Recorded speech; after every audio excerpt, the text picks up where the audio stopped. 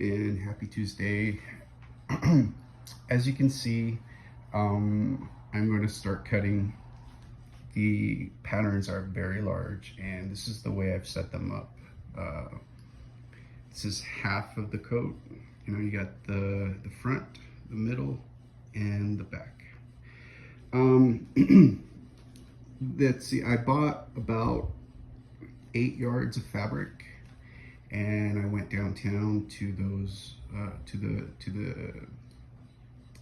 fabric district.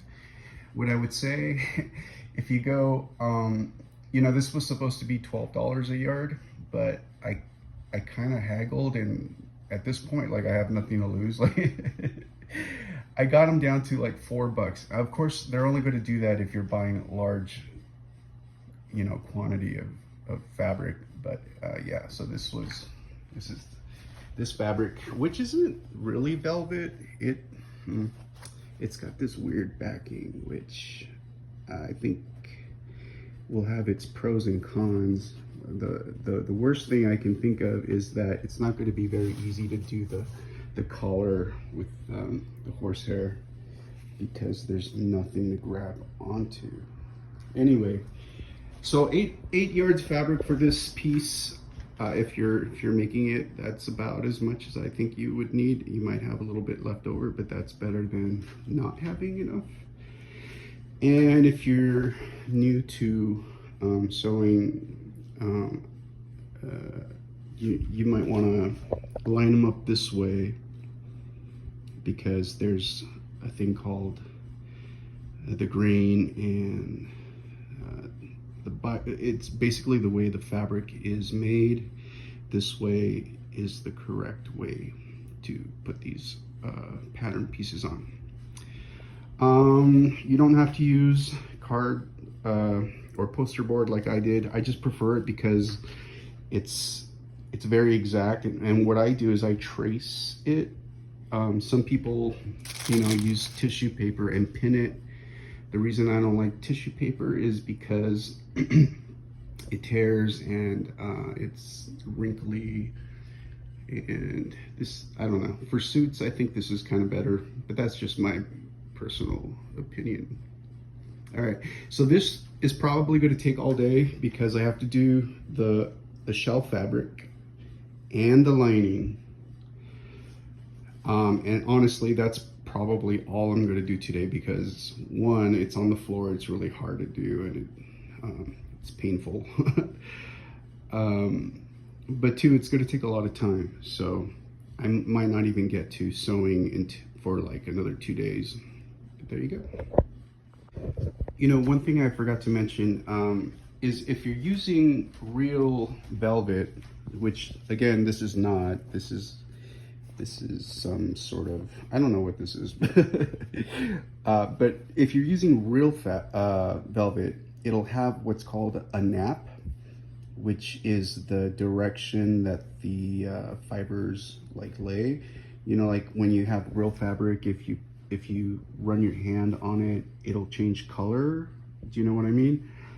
That's the nap, and you can look that up and kind of know what that means. But essentially what I'm trying to tell you is that if you have velvet, not like this fabric, the pattern, you're going to need more fabric, first of all, and two, the patterns have to be in the same direction. So this middle piece could not be upside down, because when you sew it together, these will be one color, the front and the back, and the centerpiece is going to look like a different black color, or whatever color velvet you have.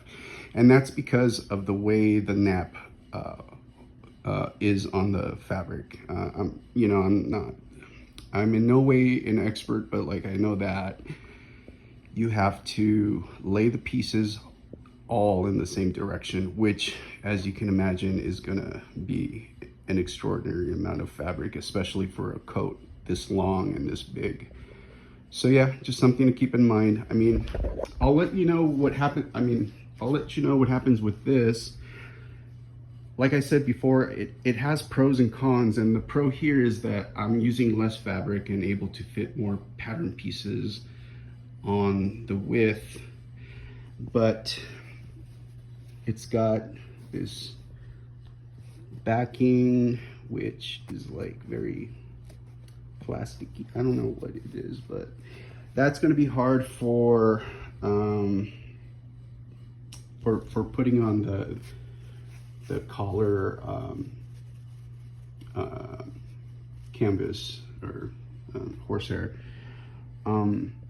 I suspect maybe because it has no stretch, like it really barely has any stretch, that might be a problem, especially with, I don't know, like darts or whatever. This might be very easy to press, where a normal velvet is very difficult to press because you can burn the fibers very easily. So you have to be very careful about pressing and ironing real velvet. But I mean, I think this is gonna take well to heat. Of course, I will experiment with it before I actually press or iron these seams. All right, half of it traced out. I wanted to say I'm using Taylor's, sorry for my cat hair, Taylor's chalk. I had bought this pen thinking it would be really cool, but no, I mean, it's okay, I guess. So far, the best way to go if you're doing black fabric, just use chalk, Taylor's chalk, I guess. You have to fight against the distortion, because you're translating your perfectly measured patterns, right? Like all that time that you spent figuring out exact measurements, and you know, with it's such a dull instrument, you know, obviously the lines are not crisp, and so you have to pay really close attention to like corners, and yeah, just fight the fact that it is a translation and a copy. Be as precise as you can be, and when you cut it, you know, just try to be exact. In fact, I might go over this again before cutting it with a ruler, just to make sure everything's still good. It's very important, like when you're making suits and stuff, that everything is exact and very strict and very polished. I mean, I guess with any garment, but suits have that characteristic of being very structured and fine lines and all that jazz. So yeah, all right. So this took, I don't know, maybe an hour or 45 minutes, mostly because I work slow. I'm listening to other people on YouTube, and I take a lot of breaks. So you know, maybe you can do it faster, I don't know. Okay, so I did the black fabric, the velvet, and now, whew, tired. Now I'm going to do the lining. To make it faster, for this one, I folded it. So there's 2 layers of fabric. And here's the disadvantage of using poster board, where it's a good thing for some cases. For this reason, it might not be great, because yeah, I'm going to trace it around and pin the fabric once I take the patterns off. So if I had used tissue paper, I could pin the tissue paper to the fabric and then cut it, but didn't want to do that. So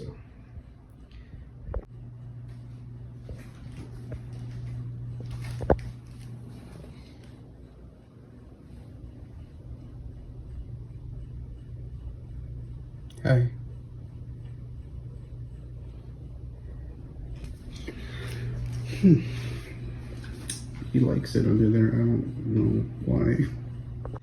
Okay, so here we have the canvas that will go on the lapel.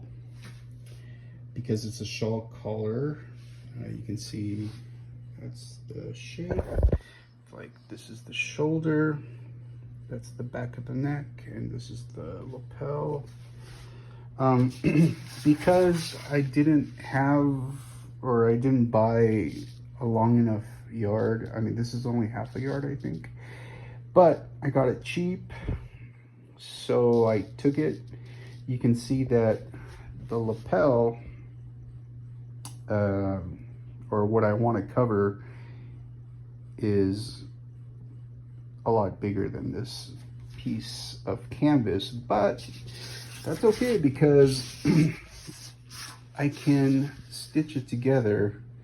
Since it's underneath the fabric, it doesn't matter and you won't be able to see it, and I can join it with like a zigzag stitch or something. I don't know.